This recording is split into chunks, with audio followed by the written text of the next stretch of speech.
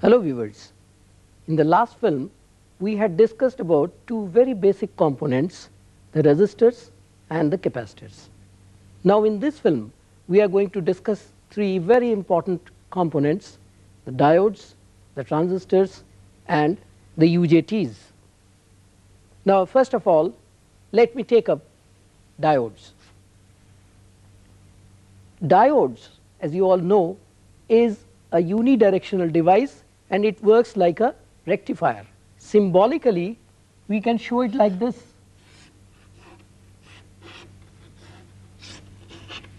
These are the two terminals and there is an arrow have kept. What does it mean? It shows the current flow will take place from this terminal to this terminal. There cannot be any flow of current from this terminal to this terminal, and this particular terminal is known as anode, this is known as cathode. Now when I give a supply to this, I have to be very careful. Since it is a unidirectional device, I have to give a positive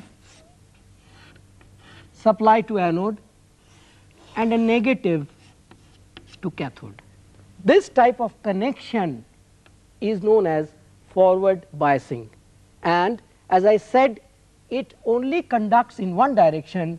This will only conduct while forward biasing is done.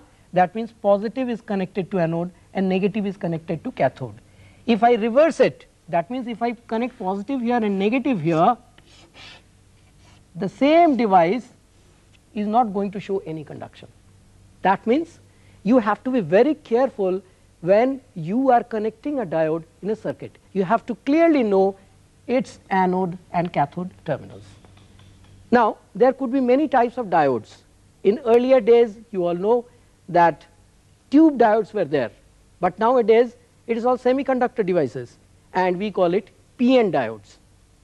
Now in PN diodes or NP diodes, little bit of theory is required. If this is P layer, this is N layer, there is one junction, say J1, this terminal and this terminal will come out, this is anode and this is cathode. It could be NP also. If I change it like this will be anode, this will be cathode. In P type of layer, you know, the positive holes are the majority charge carriers, and in N type the negative electrons are the majority charge carriers. Of course there are certain minority charge carriers which will be electron in this case and positive hole in this case. Both are helping in conduction. Now to know which terminal is anode and which is cathode is very, very important. Here some of the diodes are there, you see, all these are semiconductor diodes. These are PN diodes or NP diodes. These are known as LEDs, light emitting diode. It is also a diode. When I give a supply across it, it will emit light. So it is known as light emitting diode. This is a metallic diode. These are known as Zener diodes. The metallic diode, as you will see, is completely packed in a metal pack, and this has two terminals, one this, the other this. One of these two terminals will be anode, the other will be cathode. And this type of diode is also a metal type diode, but this is different. These two are known as Zener diodes. Zener diode is a specific diode which when conducts will give a constant voltage across it. Now I will first of all explain you how to know the anode and cathode of a diode. If you minutely see here or here, you will find that there is a white ring coming here. In some of the diodes you will find a white dot also. Now this ring or dot will indicate that this particular terminal is cathode and the other one is anode. This is of course physical testing. You can also test it with the help of a multimeter. The diode can be tested with the help of a digital multimeter and also an analog multimeter. So, in case of a digital multimeter, you have to put the multimeter in diode mode and then check whether forward biasing is given or not. In case you have given a forward bias, it will show little bit of voltage drop, that means conduction is taking place, and in case of reverse bias there will be no conduction. So, you can easily know which is anode, which is cathode, because you know which terminal of the multimeter is positive and which one is negative. Now, the same thing demonstration Mr. Singh is going to show with the help of a digital multimeter first. He has kept the digital multimeter in the diode mode, and now you see he has connected the reverse bias condition. The red cord was connected to the cathode and the black to the anode. Now he has forward biased it and some conduction is taking place. The same test for a metal diode, he has connected it reverse biased, so there is no conduction. Now he is changing it, connecting in the forward biased condition, and conduction is taking place. We can also test an LED. Here you see there are two terminals, one is a longer one, the other one is shorter. The longer one is anode and the shorter one is cathode. So he has connected correctly, that is forward bias, and conduction is taking place. He is now reversing it.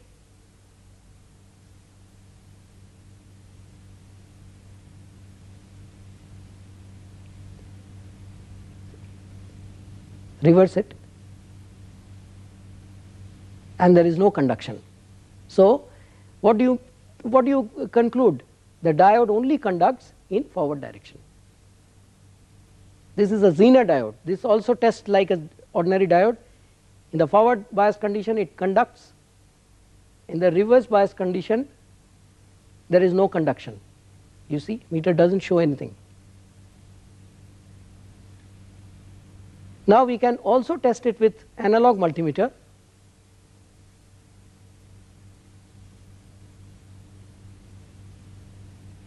This is forward bias condition and conduction is taking place. When he reverses it, there is no conduction. Same test with the help of an analog multimeter. Only that you have to be very careful in case of analog multimeter. You have to know the positive and the negative terminals of the multimeter. We can check some of the damaged components also, damaged diodes say.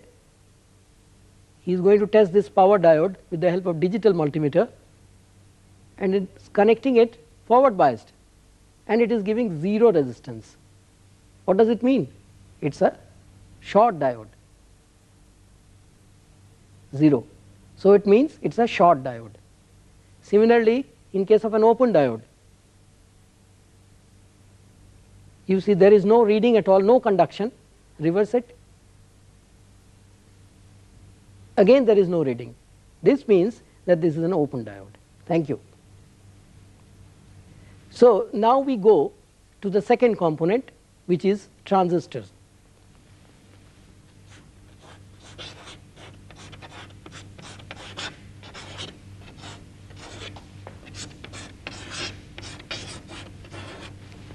Transistor is a 3-layer semiconductor device.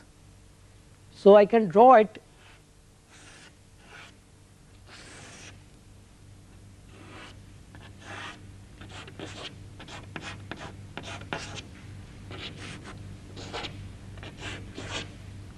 like this.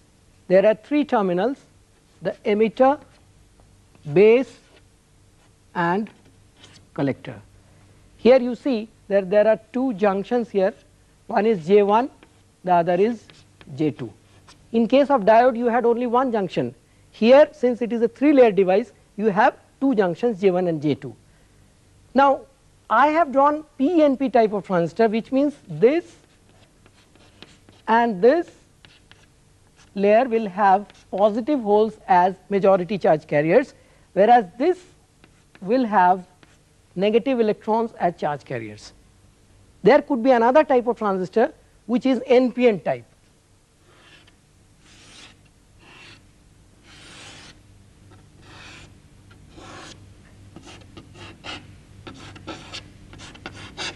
again 3 terminals, emitter, base, collector. Now, for conduction you have to bias it, and biasing is done like this. The emitter base junction is always forward biased, means you have to give a positive here, a negative here, and this junction has to be reverse biased. That means you have to give negative here and positive here. This is the biasing of a PNP type of transistor. Now, NPN type of transistor, again emitter base has to be forward biased. That means this will be negative here, this will be positive here, and collector base will be reverse biased. So, this will be, since this is negative, this will be positive here and negative here. So, this is the biasing of a PNP type transistor and NPN type of transistor. Now, once you have to connect it in a circuit, you have to bias it also, and for that you have to know the terminals very clearly, the emitter, the base and the collector. For knowing the terminals, what is important is you have to know some tricks. There are certain tricks by which you can know which is emitter, which is base, which is collector. Now, if you come here, you see all these are transistors, but you will find that these transistors are metal packed, whereas this is a different type of transistor which is plastic packed transistor. In case of a metal packed transistor, you will find, for example, here there is a notch. Can you see it very minutely? There is a notch coming out, and then there are 3 terminals. You count it clockwise, emitter, then base and then collector. I can draw it here.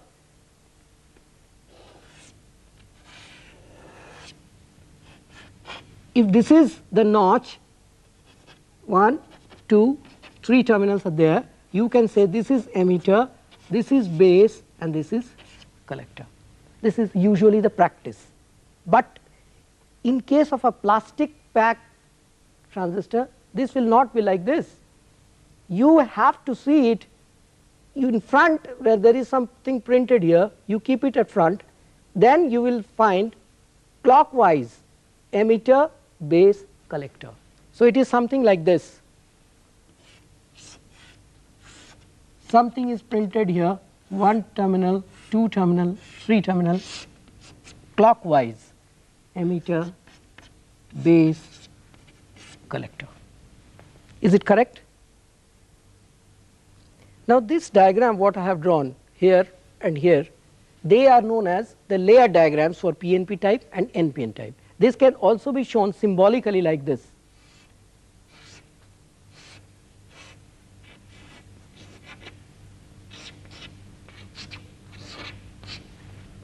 Here, if it is a PNP type of transistor, on the emitter terminal you put an arrow inside, this is base and this is collector. For an NPN type of transistor, same diagram can be drawn like this. This is base. If this is emitter, this is coming out, and this is collector. Now, one thing very important regarding transistors is you have to know while using whether it is an NPN type of transistor or a PNP type of transistor. That can be very easily checked with the help of a multimeter. What I will do is I will test this diode junction, this diode, PN diode or this NP diode with the help of a multimeter. So, I will keep my multimeter in a diode mode and test it at this diode between B and E, similarly between B and E. Now, look here carefully. This is an NP type of diode. If I give a forward bias to it, then only it will conduct. That means, if I give a positive supply to base and negative to N emitter, it should conduct. And I know my multimeter terminals. That means, if I connect it positive forward bias, then only it will conduct. So, I will definitely know which type of base it is. If I have connected positive of my multimeter to base and negative to emitter and it conducts, that means the base is positive. and it is nothing but an NPN type of transistor. Reverse is the condition here. If I put my negative of multimeter to the base, positive to the emitter, and the device conducts, then it is N base, that is PNP type of transistor. Now there is another type of transistor. Look here, this is a metal body transistor, and as this shows its size is very big. It is known as a power transistor. I can show it here, the same transistor. It is in my hand. Look here, only two terminals are coming out. See, one terminal is this, the other terminal is this, and the body. So here there are no three terminals, but only two terminals are coming out. It is a power transistor. Here the body of the device, it stands for collector. It is always the collector, and rest of the two terminals will be either emitter and base. Now how to know which is emitter, which is base? You keep it like this. There is a test for it, physical test. You keep it like this, and you will find that if you find out this distance from this hole to this, it is slightly more than this distance. Again I will repeat, from this center to this hole, this distance is more than from this center to this hole. You have to do it when you are finding out. You have to keep it like this, that the longer the distance should be at your right hand side. So if you are looking at like this, your right hand side is this, you keep this thing at your right hand and this thing at your left hand. Then the bottom terminal, this will be base, and the top terminal will be emitter. Of course the body is collector. So all these things can be tested with the help of a multimeter, and I would now request Mr. Singh to demonstrate it on the multimeter. Now he is checking which type of transistor it is. So he is given positive to the base and negative he is checking with the other terminal. So it is an NPN type of transistor showing conduction. Change it, again conduction is there. So it is confirmed that it is an NPN type of transistor. Now he has to check collector and emitter terminals. Collector and emitter terminals you check. Yes, some voltage drop is appearing here. Now change it. Some other voltage drop is appearing. The voltage drop which is more will show you emitter. Now he is checking the PNP type of transistor. So negative has been given to the base and positive, yes. So it is showing conduction. Reverse it, again it is showing conduction. So it is a PNP type of transistor. Now show the terminals. This is the voltage drop between base and emitter, and this shows the voltage drop between base and collector. Now you see, more the voltage drop will indicate the emitter terminal.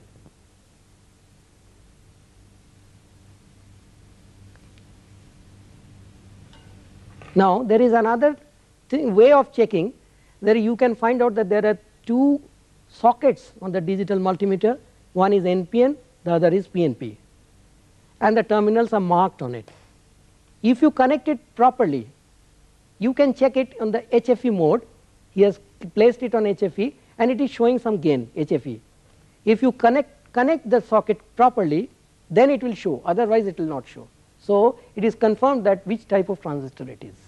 So this is also a check by which you can find out that the terminals are correct or not and which type of transistor it is. Change the transistor please.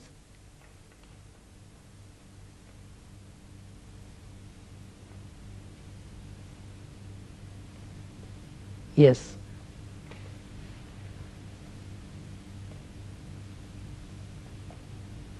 Again it is showing gain. If it is wrongly connected, it would not have shown this gain. So this way also you can find out which type of transistor it is and which are the terminals, emitter, base and collector. Now the same test can be done for a power transistor also. He is checking the voltage drop between base to emitter, between base and emitter. It is showing 477 millivolt, and between base and collector it is showing 473. So emitter was more, so the top terminal was emitter, bottom is base and the body is collector. Thank you. Now we go to the last component, that is UJTs, uni-junction transistors.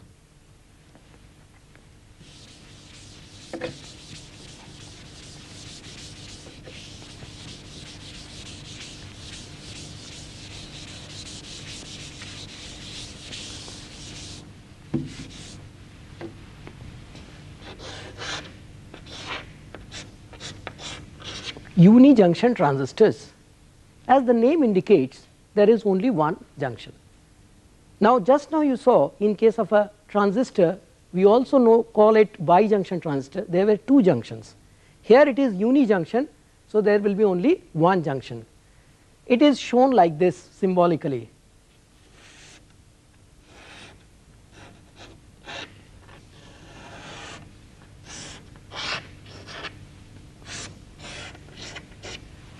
This is the junction which is formed between this layer and this layer, and there are again three terminals, one which is known as emitter, then two bases are there, two base terminals are there, and I have purposely written this as base 1 and this as base 2.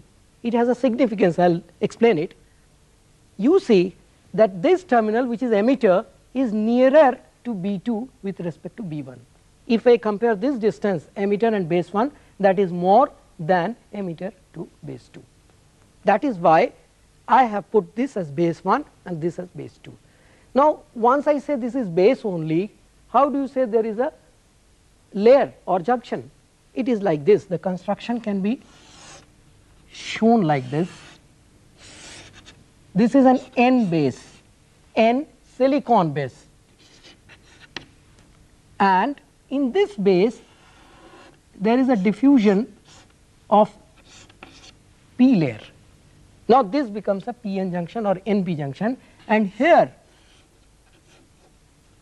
the emitter is taken out. This is base 2, this is base 1. If you see little bit of its construction, you will find that this geometry of this base is such that the same base has been divided into two zones of resistances. One resistance is slightly more, the other resistance is slightly less. This is base 1 and this is base 2. Now terminals are 3, emitter, base 1 and base 2. Whenever you have to connect it in a circuit, you have to be very careful about its terminals. Now there are methods to know which is the which terminal. Here you can find out, this is a particular UJT or uni-junction transistor, and usually in the market you can find that there is the device is in metal pack only, and there is a notch coming out here. You can find out there is a notch coming out and 3 terminals are here. One of them will be emitter, the other one base 1 and the last one will be base 2. Now if I draw the plan of it, you can see it like this, and suppose this is the notch, then you go from notch clockwise like this. You will have one terminal here, one terminal here, one terminal here. This is emitter, this is base 1 and this is base 2. This is one way of finding it out. Find out the notch, then the first terminal clockwise will be emitter, next one base 1, next to base 2. Another method of finding it is that if you see these 3 terminals, they form a triangle. Any 3 terminals will form a triangle. The triangle is like this.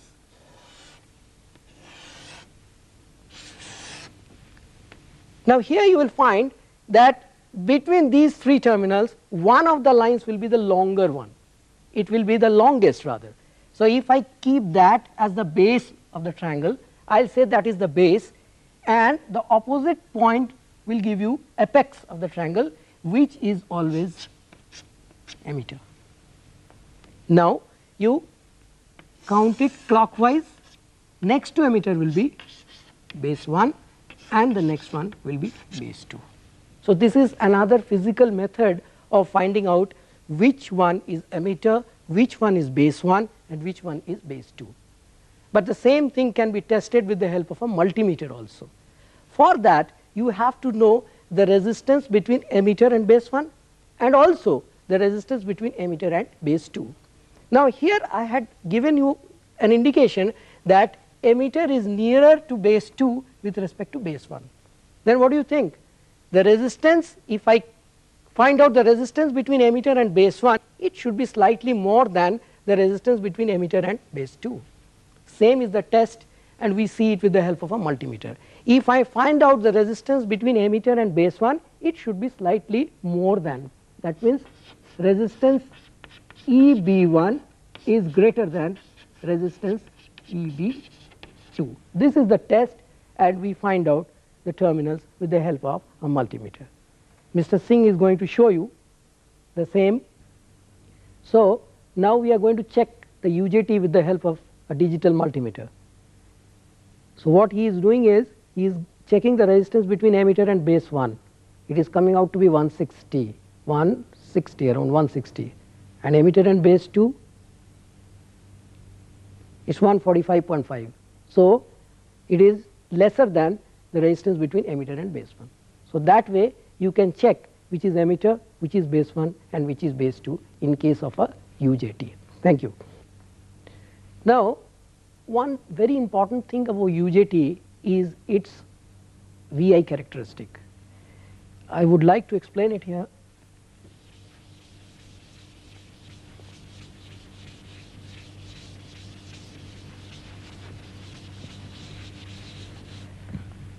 The device UJT is a very peculiar type of device. It starts conducting only at a particular voltage. Before that it does not conduct at all. So if I draw the VI characteristic, it will be like this. You know what does it mean? This is current, of course, and this is voltage. So you find that this point is 0, so this is minus current, negative current. That means this is known as the cutoff region. Here the device does not conduct at all, the current is negative.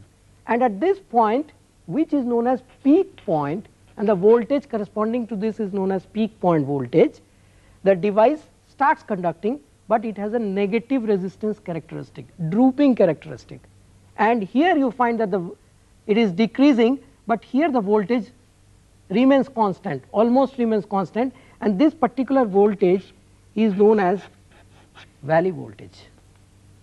So the valley voltage and the peak point voltage are very, very important specifications of a UJT, and commonly used UJTs are 2N, 2646 and 2N, 2647. For these, the peak point voltage is 7.9 volts and the valley voltage is 1.5 volt. So with these specifications and this type of testing, you can choose your UJT and connect it any circuit. So friends, in this film we have discussed about three very important components: the diodes, the transistors and the UJTs. In the next film we are going to discuss a very, very important category of components. It is known as the thyristor family. Thank you.